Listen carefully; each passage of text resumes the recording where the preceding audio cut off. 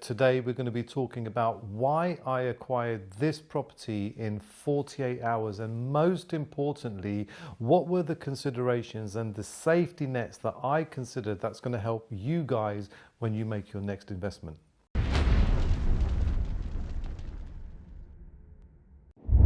The most important thing is when real opportunities land, speed is key and you've got to be fast.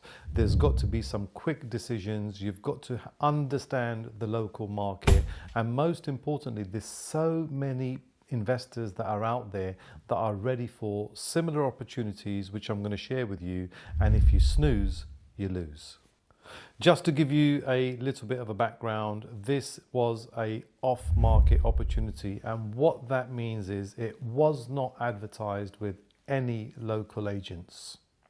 This opportunity came through an established source who had limited time, so I wasn't the only investor that he approached, and I had very limited time to make a decision. I looked at it from the outside, and the first thing that I noticed was it was a corner terrace, and the length of the side wall, as you can see here, was just so long I couldn't believe it, and the potential scope that this property had, immediately I was interested. Some considerations that I immediately made was number one, I had local knowledge, and the street that this was located on was a quiet residential street. Point number two, it already had 3,000 square feet of internal square footage, as you can see on the floor plan here. Point number three, being a man that always likes to create value, I knew that we could immediately, under permitted development, create a new loft, which would be additional square footage, and also on the ground floor we could apply for an extension. Point number four, the property is already a 7-bedroom house with 2 reception rooms, a dining room and a huge garden that's got plenty of potential. Point number 5 is the potential of what we could actually create. A, B and C. A being a large family house. B is subdivide the property into individual apartments, and C would be to also create another house in the back section of the garden. So what we had there was 3 safety nets for us to make a quick decision. And that's not all. In my mind, I've also got safety nets, angles D, E and F, which includes a HMO. I knew that I could comfortably make an offer in excess of £1 million, knowing that my money was safe for me and my investors, and it was a win-win situation for all. In order for me to secure the purchase, I had to think out of the box, which is something that you as investors must do. Remember what I said, if you snooze, you lose, and you've always got to be ahead of the game. In all local areas, there are multiple types of investors. Number one, investors that will buy, refurbish and sell similar houses. Number two, there are investors that can do multiple houses. Number three, there are investors that focus on small developments. Number four, there are traders. Number five, there are flippers. So the key thing is you've got to have speed and your investment strategy lined up to a T. So what did I do? I immediately offered the price that we acquired for. And secondly, I backed it up with a £10,000 non-refundable deposit for the owners to know that I was serious, and I offered an exchange within 48 hours, which is super fast. My offer was rejected because there was a higher offer.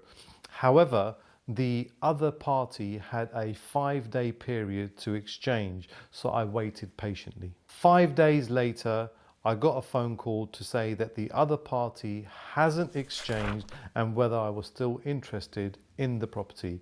And my reply was, I've already bought another property, and if the buyers were still willing to sell, I would want a reduction, and I managed to save myself and my investors an extra £15,000, and the deal was agreed. This is called the art of negotiation, which comes with 25 years knowledge and track record. Let me give you some of my secrets so you can learn.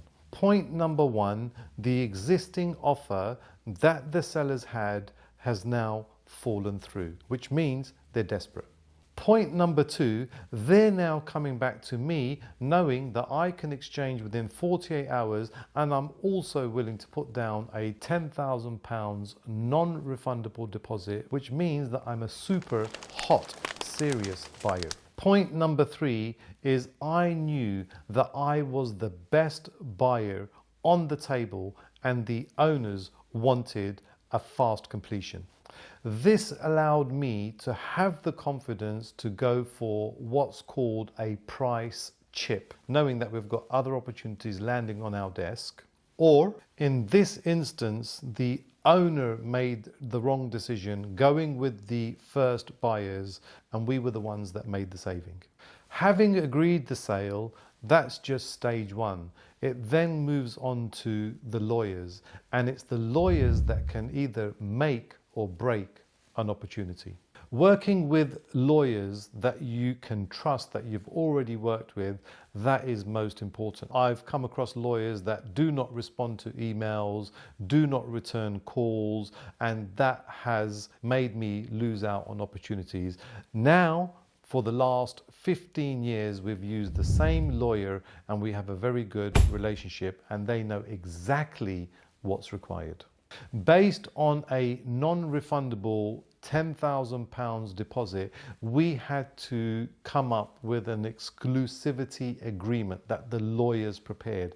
And my lawyer worked on a weekend, and I was messaging him up until 9 o'clock, 10 o'clock in the evenings, where I've got a one-to-one relationship, and he made the deal happen. This is key. You can probably hear the noises coming from my Mac, and that means that I've got another 2 deals that have just landed on my table right now. Exclusivity agreement negotiated, agreed and signed. We then agreed to exchange in 48 hours, which we did with a completion date set for 3 weeks later. We've now completed, and let me show you the inside of the property. As you can see, it's a dilapidated house. It was a probate sale, which means that somebody had passed away. The family had inherited the house. It was off market. It was going to go to auction, and the owners, who is the family, wanted a quick sale, and that's exactly where we stepped in. We fulfilled our obligations, and we're now moving on to stage 3 and 4, which is value add and planning what we're going to do. Scheme 1 is the creation of 6 flats within the existing house. Scheme 2 is 4 units within the main dwelling, and also a separate house which is shaded in green as part of the existing extension. Scheme 3, the orange shaded areas are the existing house, and what we've got to do as part of Scheme 3, in order for us to create a new build at the rear of the garden, is demolish the extension. But this is all part of the due diligence that we've already done, and there's no surprises. Now, what's key for you guys is to make sure that you are working with a good architect.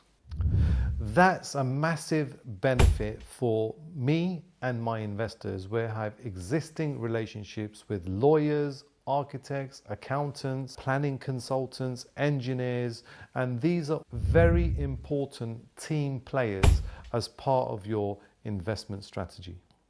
Hopefully that's given you a little bit more insight and knowledge in terms of why I acquired this property within 48 hours, the considerations that I made, which are transferable to you guys as part of my help to you. Most importantly, subscribe, write in the comments below, and be part of my community of investors and be part of this property journey. What I recommend that you do is subscribe so that you can stay tuned to see how we progress with this investment.